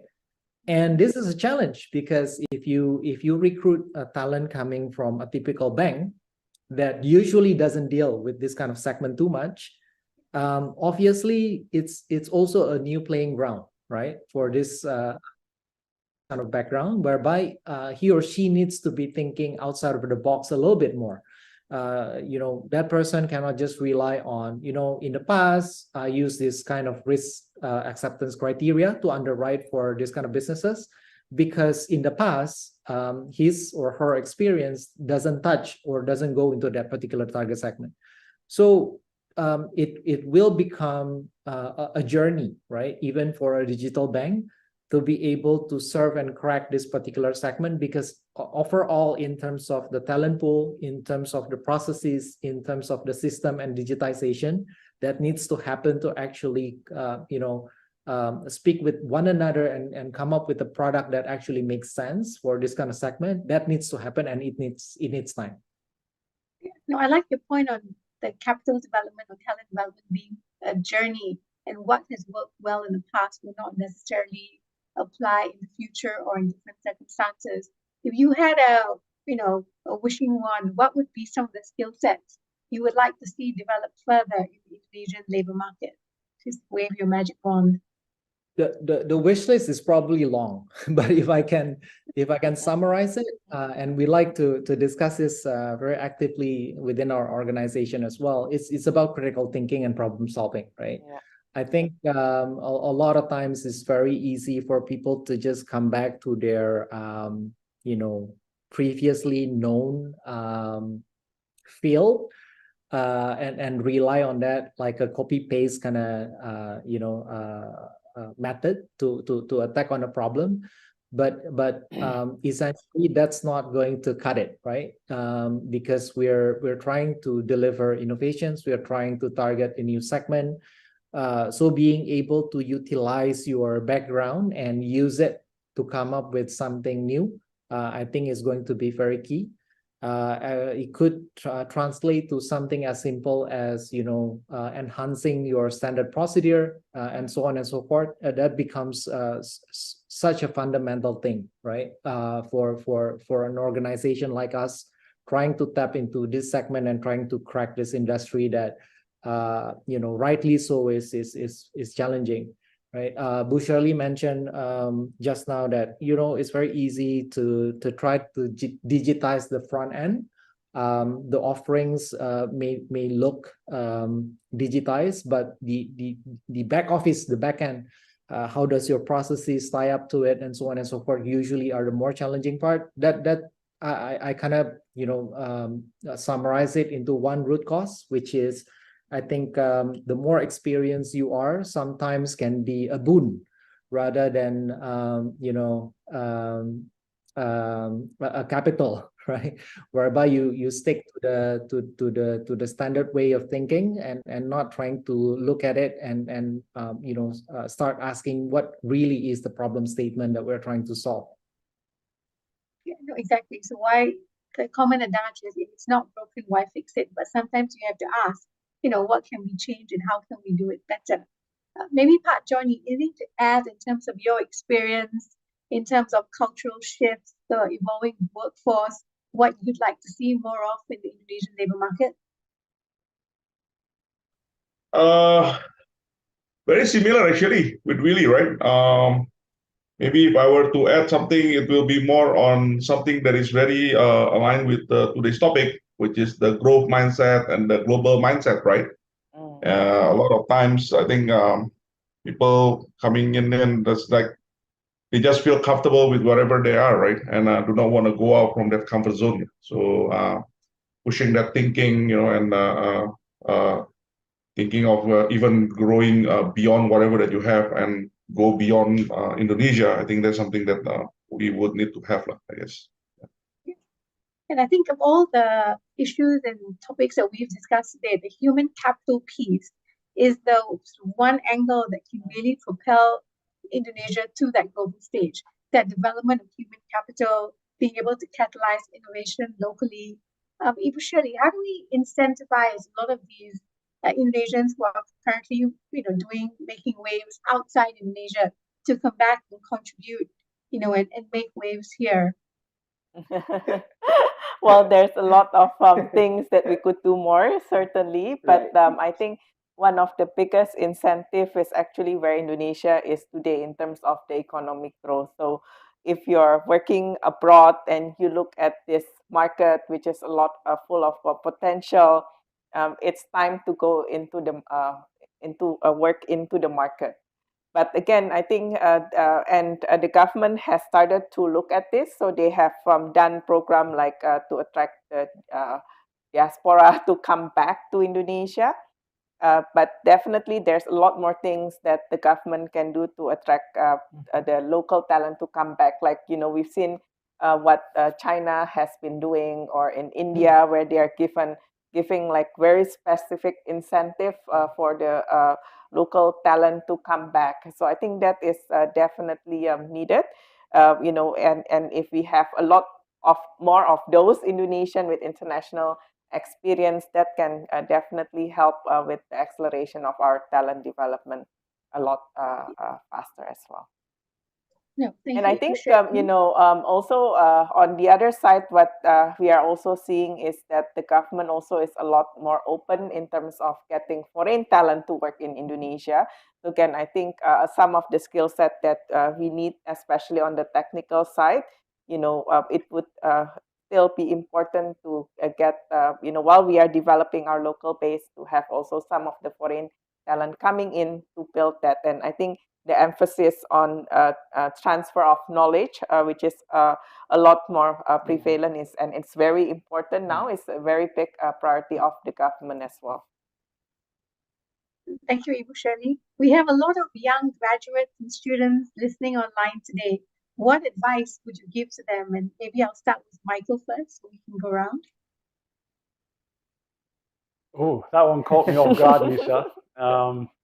What advice would I give to the young BNI talent? If you could talk to yourself 20 years ago, what would you say? Oh, don't go into banking. No, I'm just kidding. So there's a couple of things that we tell our newcomers or new joiners at Kearney that are really important. There's some technical things, which I think if you're still young, you're starting out, especially in a bank, a quantitative organization, right, deals with numbers. One investment you can make in yourself, which will definitely pay off, is data and your capabilities around data. That can mean many things, right? So if you're not a quantitative person, don't turn the ears off. Data, understanding data can be statistics and very technical things. It can also be understanding data at a qualitative, at a high level. I'll give you an example. Satellite images, right? What can satellite images do for banking? Actually, quite a lot. If you have a big portfolio of agricultural businesses, understanding weather patterns is important. That's data, right? And images, security images, the logistics around vehicles moving goods around has a huge impact on credit risk, right? We know that there's a strong correlation. So if you're young, you're just starting out, it doesn't matter what your background is, economics, you can be a history graduate, but having a fundamental understanding and maybe even a bit of a love for data, it will do you really, really well. Maybe one other point is playing on this mindset challenge, really understanding what business are you actually in. It may seem obvious. Trust me, it's not that obvious. We in Kearney, we rethink that frequently. Understanding what business you're in and what that means to you personally, your purpose, you as an individual. How do you fit in? What is it you want to do with your life? Maybe back to you, Nisha. And I think we're sort of 25 minutes into time. Thank you very much to the panelists for a very interactive discussion. Maybe we will pause here before closing comments and open the floor for questions from the live chat. Over to you, Pak Awi. Okay, thank you very much, Nisha. Kita setelah tadi mendengarkan banyak sekali sharing session dari panelis dan juga guest speaker kita terkait dengan tema kita hari ini, yaitu bagaimana role of financial services players in bringing Indonesia to the global stage. Tadi kalau sempat saya sedikit tangkap dari beberapa insight Pak Michael, Pak Michael terkait dengan the most important thing skill set that must be owned by new graduate when it's about understanding of data, isn't it? It is one of the many things, but yes. Because being understand of data is kind of reliable employee in every single company. In every industry, in every company. Right, agree. And it will only become more important because there will be more and more and more data in the world. Right, we are generating agree. data now every day.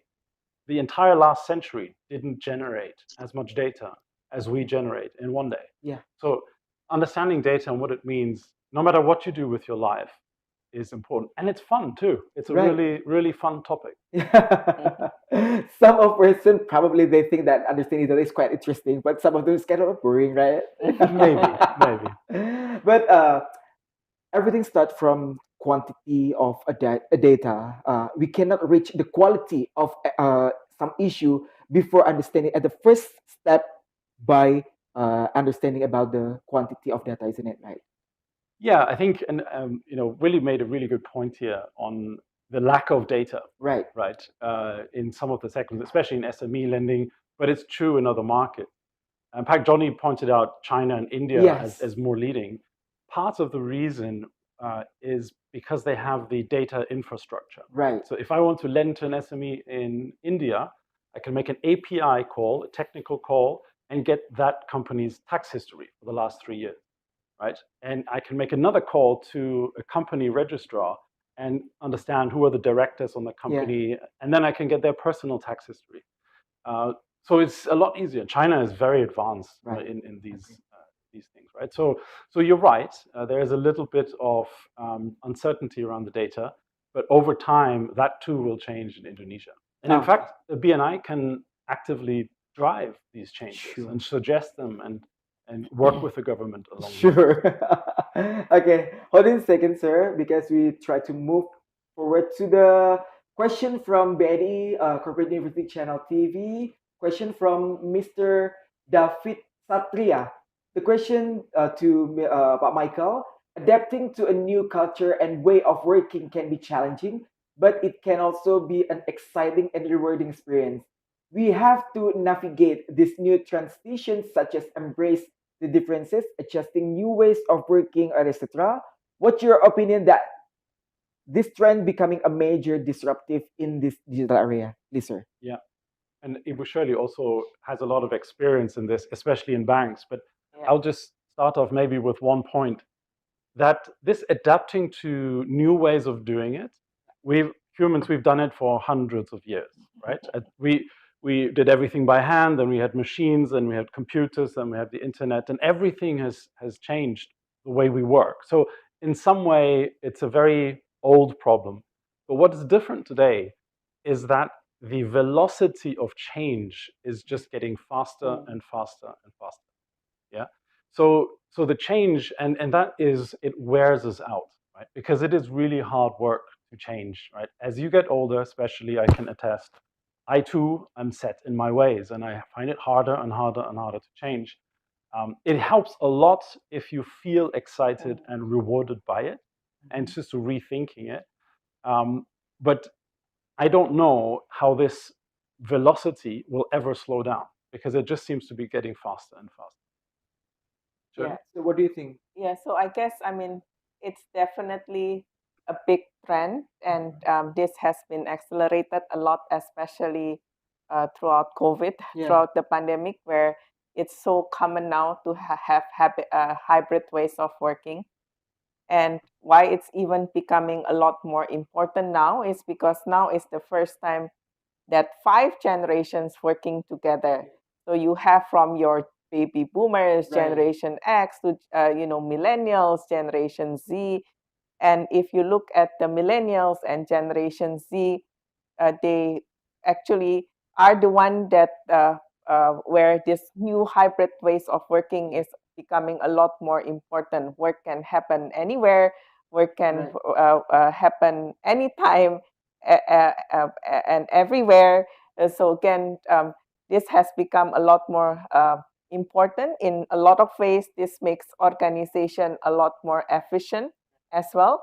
And this has actually allowed organization to actually create new value proposition to attract segment that before it couldn't attract. So for example, we've known that with some of our clients, they created a specific value proposition with new hybrid ways of working to attract the women talent, to attract the young mothers because they can work everywhere, to attract gig workers. So again, I think the key thing is how do you use this to actually make the ways of working of your organization a lot more efficient.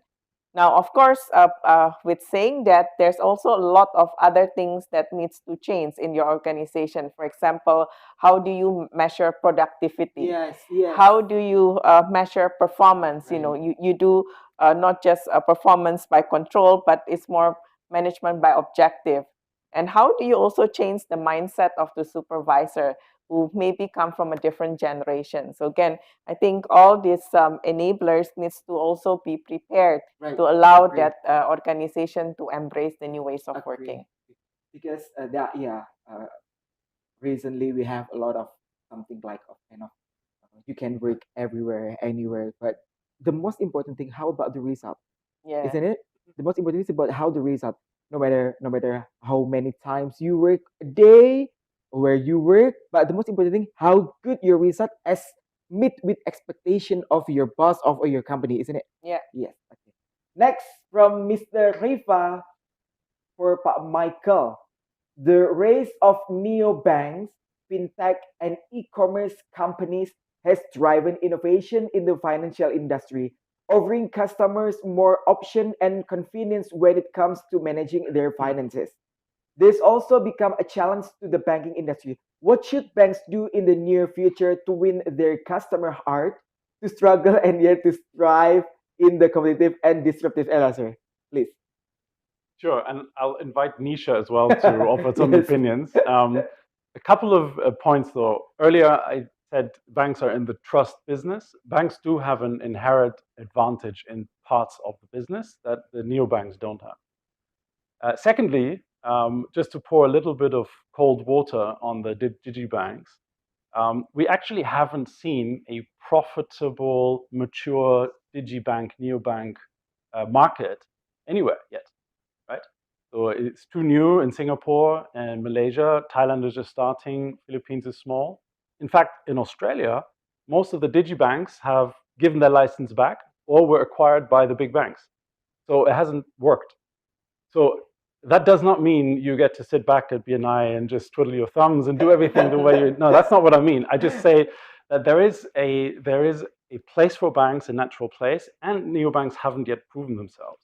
But what we do see is that millennials, especially the younger generation, expect the same experience from a bank that they do from their ride-hailing app, from their e-commerce app, from Google Maps, right? From anything that they experience. If the bank's experience is fundamentally different, it doesn't work. Yeah. So that needs empathy. That means that your people need to understand that and feel it, and changing a lot of the ways of working, the technology, the front end, the tools that you use, and embed yourself into the customer's life. Yeah. Back to the nature of bank itself, that our main business is about trust. Yes. Yeah. Mostly it's about the funding. The other one is lending, right?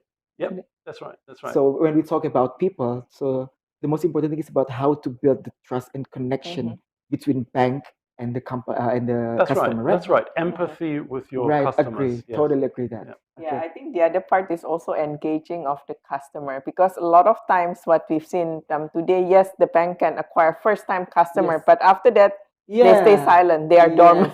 So then, it's kind of like dormant customer, right? Yeah. So how do you continue to engage with the customer is very important, as you rightly say. Yes. Okay. Thank you very much.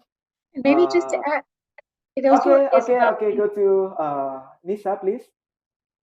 And also about engagement and empathy. As a customer, I want to be recognized as Nisha, not as an 8-10-digit credit card number, and account number. I want the bank to understand me, what I like, what I don't like. I like to travel, I like to play golf, and my financial institution or my bank must have some understanding and appreciation of that.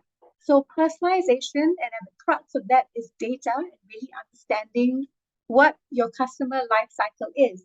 And it's not that difficult in today's world. Together with the phone, geolocation, POS data when you swipe your card, if you bank all of this together, the bank actually, and quite scarily, has a very, very close lens on what you do on a day-to-day basis. Now, if you piece all these data pieces together, you can form a view about Nisha, the individual, what she likes, and as a result, be able to tailor a little bit the solutions that you send to me versus what they would send to you. So most consumers, they want to be recognized as, I am special, I am me, and I would like a solution to address my needs. Okay, thank you. I'm special, I'm me, I'm pretty. So the one and only Nisha, right? Okay, thank you very much, Nisha. Move to the question from Ibu Novia to Bu Shirley. The return of local talent with extensive experience overseas. Back to Miss Novia, please. Thank you very much. The question is the return of the local talent with extensive experience overseas, such as overseas master degree program, can be a significant boost to their home country. These individuals bring knowledge, skill, and international perspective that can be applied to local business and industry. How significant this mentorship and advisory can nurture the local talent pool to attract foreign investment, develop new industries? Yeah, definitely. I mean, it's very important.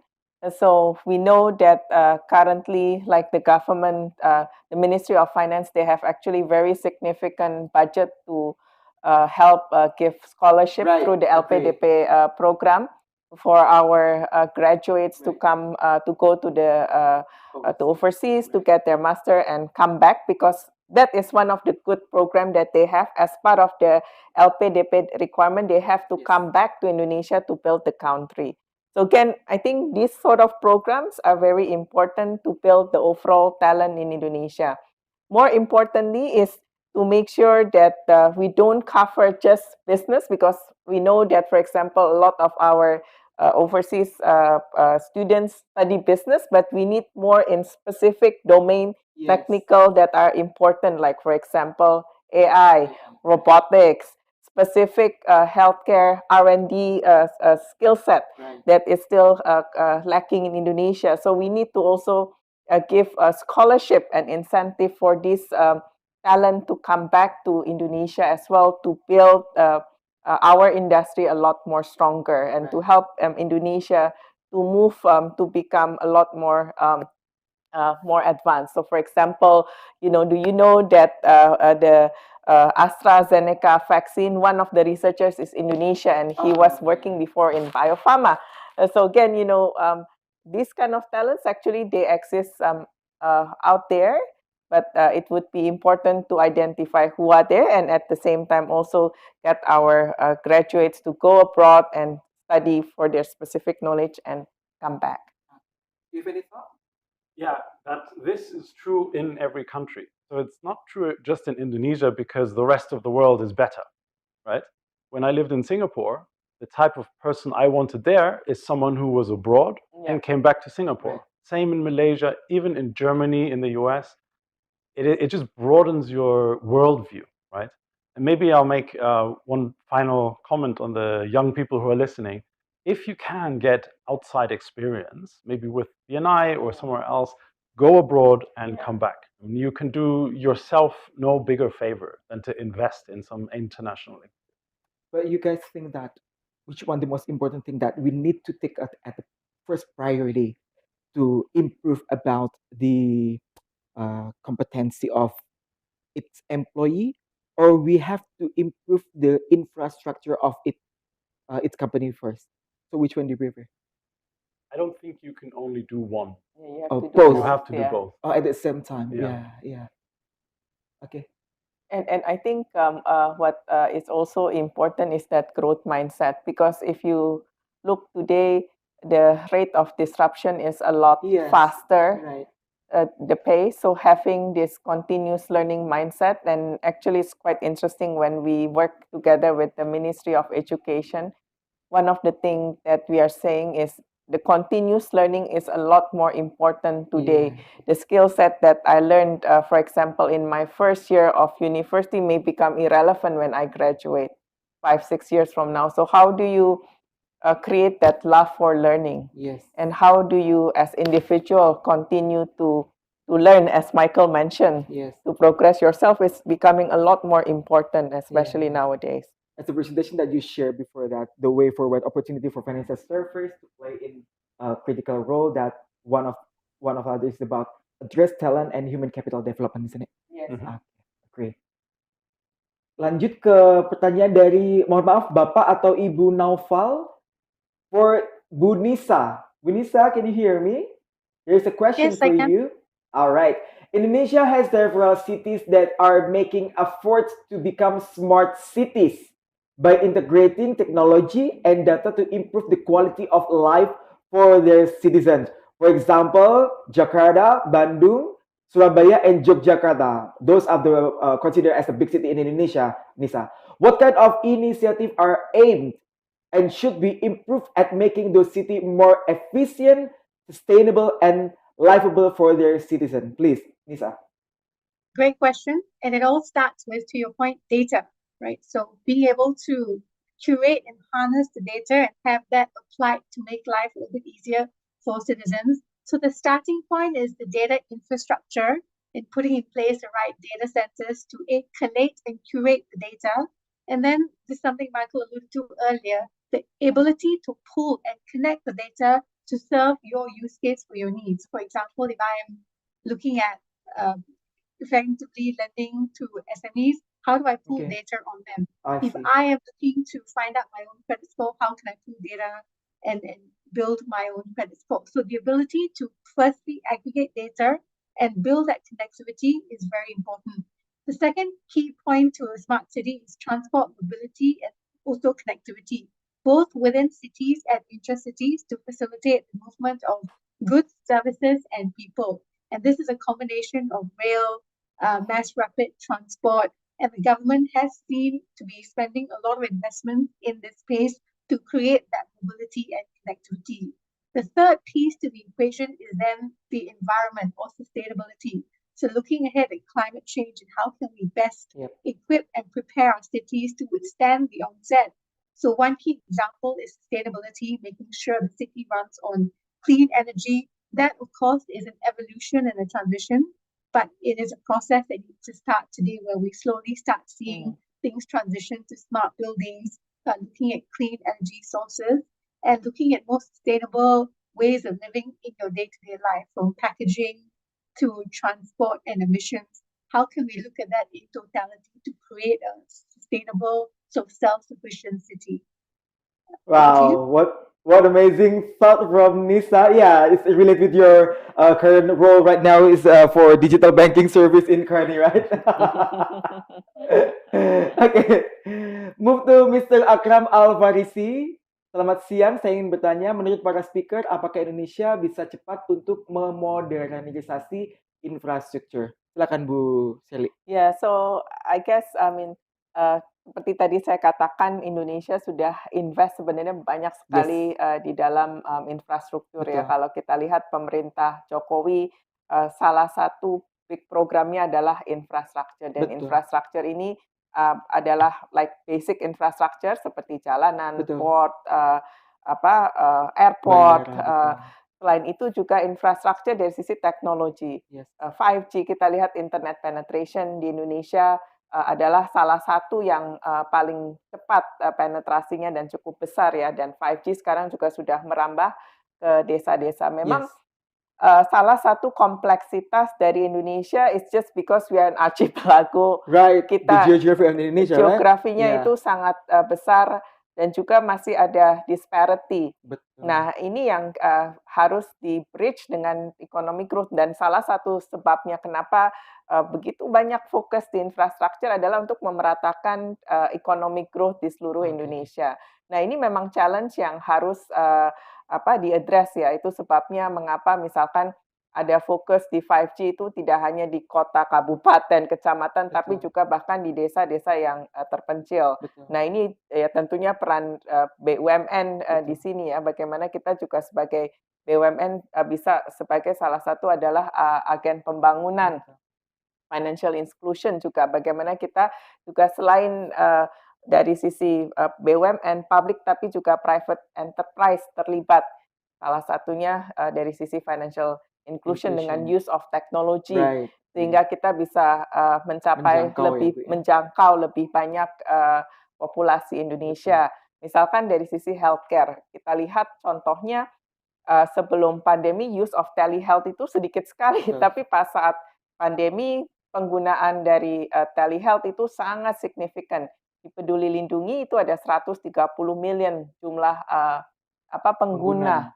Dan ini tidak mungkin terjadi kalau tidak ada pandemi. Tapi dengan adanya telehealth, dengan adanya teknologi, akses ke healthcare itu jauh lebih mudah.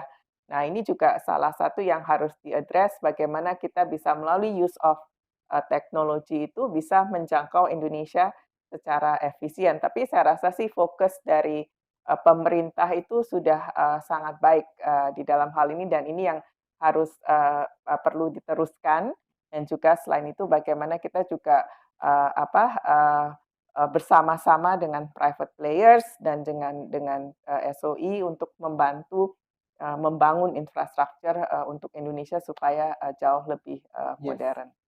Terima kasih Bu Shirley. Mungkin ada pandangan dari Pak Willy dan juga Pak Joni terkait dengan pertanyaan dari Ibu Novela tadi. Silakan.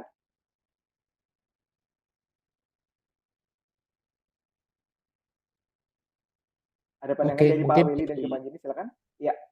Ya, mungkin dari saya dulu. Tadi saya rasa sudah banyak poin yang di-address oleh Bu Shirley ya tentang infrastruktur, tapi kembali lagi kalau saya kaitkan dengan agenda financial inclusion, kemudian juga perkembangan dari fintech maupun neobanks, kembali lagi bahwa memang untuk bisa menyasar target segmen dan juga geografis Indonesia yang sedemikian besarnya dan juga notabene challenging ya, karena ini negara kepulauan, infrastruktur obviously plays a very very big part gitu kan untuk memastikan kesuksesan dari bisnis modelnya para pelaku ekonomi digital.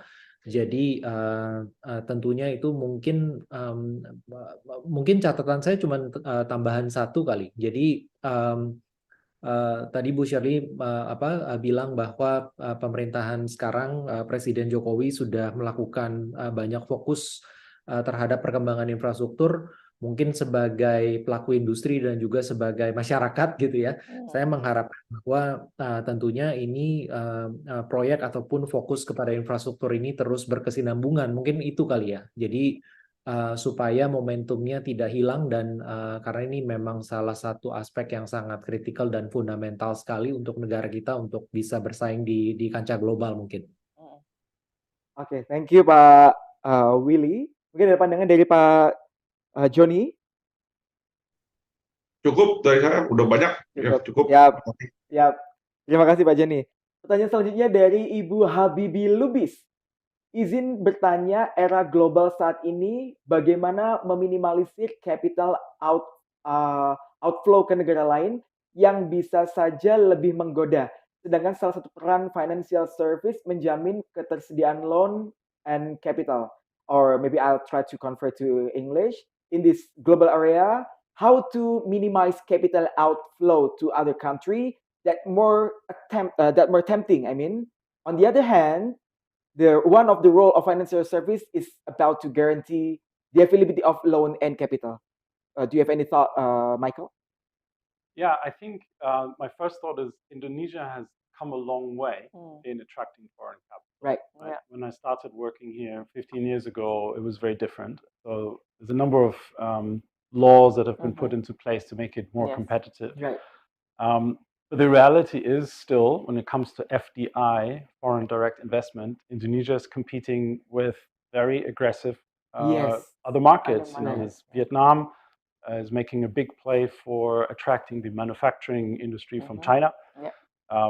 Other markets, obviously, there's Singapore next door is a very small market, but dominates financial services. Philippines has really dominated the service market, contact centers, call centers, and now IT, technology. So Indonesia must continue this path and become more and more competitive, and that has to do with talent, right? With employment laws, making the administration and the bureaucracy as easy as possible for foreign capital, and developing, back to the same thing we've been discussing here, a pool of young, enthusiastic, literate, financially literate, technically literate, data literate people who can then work in these businesses. Yeah. Based on your observation, we are on the right track, or we need to fix some. There's always something to be fixed. Even in the most advanced countries, there are things to be fixed. Right. I would acknowledge the path I think Indonesia has been on, but there's still a long way to go. So it's not the time to be complacent. I mean, after COVID ended, all of the supply chains and the investment models and the FDI flows have changed, right? They've all been impacted, and this is the time to, tell the international community, we want your business here, right? And we will make it as easy and as effective as possible for you. Shirley, ada pendapat? Yeah, so I guess, kalau kita lihat in the past 10 years, right? So Indonesia easiness of business has improved a lot, significantly. And Indonesia ranking as a whole in terms of GDP has also improved. Right. But as Michael said, we cannot be complacent. We need to continue to push forward. Jadi continue to push forward for the ease of business. We launched the Omnibus Law yang juga try to address some of our challenges. So how do we implement that more succinctly and holistically? Juga sekarang dari sisi implementation, how can we simplify the izin-izin, regulation? How can we also talent is a big thing. Talent, gimana kita attract the right talent to come here so that company yang mau buka operation di sini, they feel comfortable that we do have the talent here as well. Dan juga, have the right foreign investment in the right sector. That I think is very important. Like in the textile, how can we move to become a lot more functional? In healthcare, how can we go and develop specialization? Again, different sector have their own specific needs yang di mana kita juga harus bisa embrace also foreign investment to come in. So it's again a holistic strategy. So we are moving at the right path and we need to continue and accelerate sebenarnya karena benar-benar momennya adalah saat ini. Alright, thank you very much. Hi-Movers, due to lack of time, so this is probably the last question from Miss Jana Rohmana. Financial service players are not only bank. In your opinion, how should bank can compete? Meanwhile, bank must apply with more regulation than fintech. Oh, this is related with Michael said before, right? So what do you thought? Well, it's not fair, is it? It's not fair. All these, we have Paramjothi, right? Exactly. They're very happy. They don't want to be regulated. Right. Look, I think it's a fair point. It goes a little bit to the point around trust, right? You cannot be trusted unless you're tightly regulated. I think the regulators are adjusting as well to this fintech boom, right? So we're all trying to figure it out. In the meantime, the only thing you can really do is to make your compliance and risk function as effective as possible. And there are ways to do that, right? To make it, to streamline it, to make it transparent, straight through processing, data, automation, and so on. There's ways to do it. But fundamentally, because of the business banks are in, it must be regulated. So there's no way around it. I think it's a fair point. But in the short term, make the regulations and compliance as effective as possible. And of course, over time, as all banks do here, work with the regulators to figure out the most effective way to maintain the stability in the banking system and the trust, but allow banks to innovate and progress. Shirley? No, I think absolutely Agree, yeah? right. Yeah, agree with that. So I think that's also the thing that our regulators is transforming as well. So I think as what we've been also seeing that it's not just focusing on financial regulation, supervision, but also how to allow financial institutions to become a lot more agile. Like for example, in your product approval time. So how can you make it a lot faster? How can you work together with the bank, create sandbox environment so that they can do the new product and so on and so forth. So I think in that sense, we are also very encouraged to see that the regulators are also embracing in this way to ensure that the banks are not left behind. Okay, thank you very much. Really well thought from you guys. Thank you very much. Hi-Movers, due to lack of the time, so we have to move forward to the last part of this talk show, which is a closing statement that must be bring from Bu Shirley. Silakan Bu untuk closing statementnya Bu. Yeah. So Ken, really big thank you untuk BNI to invite us in this very exciting moment.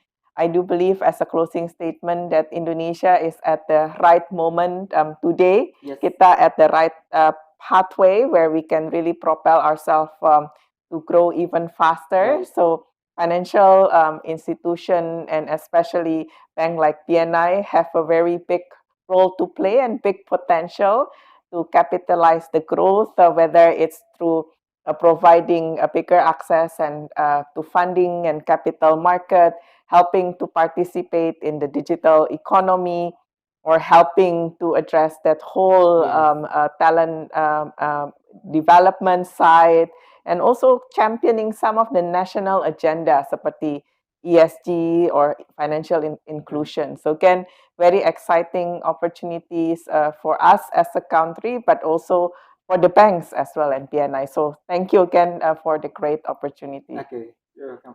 Thank you very much. Michael, your closing statement, please. I think Shirley said it too well. I cannot follow that. I will just say this. I love what you're doing. It's very innovative. I love the fact that you're speaking to your people like this and bringing different perspectives in Thank it. you So very much. all the best to you, and please have us back again sometime. Okay, definitely. Okay, Bapak Ibu sekalian, dengan demikian berakhir pula perjumpaan kita sekali lagi. Thank you very much untuk Ibu Shirley, Pak Michael, Ibu Nisha, Pak Willy, dan Pak Johnny. Semoga bisa menjadi insight kepada BNI Hi-Movers agar lebih siap untuk go global. Untuk Hi-Movers, jangan lupa mencatat kehadiran pada sesi akhir nanti karena akan otomatis masuk ke dalam learning hour pada BNI Smarter. Saya host bersama seluruh narasumber, panelis yang telah berkenan hadir pada hari ini, yaitu ada Ibu Shirley Santoso, Bapak Michael McGauran, Ibu Nisha Paramjothi, Bapak Willy Hambali, Bapak Johnny Widodo, serta kru BNI Corporate University yang bertugas pada live streaming hari ini mengucapkan terima kasih atas partisipasinya. Nantikan webinar Global Mindset seri kedua persembahan dari Future Capability Academy selanjutnya. Saya Owi pamit undur diri. Wassalamualaikum warahmatullahi wabarakatuh dan sampai jumpa. Bye. Terima kasih Bu. Hai BNI Hi-Movers. Untuk melakukan absensi webinar, silakan masuk ke halaman login BNI Smarter dengan mengakses alamat URL bni-korpu.co.id atau dengan scan barcode berikut. Kemudian, login pada BNI Smarter dengan klik pada menu bar di atas. Lalu, masukkan username dan password akun Anda. Jika menggunakan ponsel, bisa klik garis 3 di atas dan klik pada menu absensi webinar. Bagi pengguna laptop atau PC, bisa klik absensi webinar pada menu bar di atas. Kemudian, klik kelas pelatihan sesuai dengan webinar pada hari ini. Jangan lupa masukkan NPP Anda. Pastikan sudah klik disclaimer sebelum klik submit. Dan selesai. Mudah kan? Sekian dan terima kasih Hi-Movers.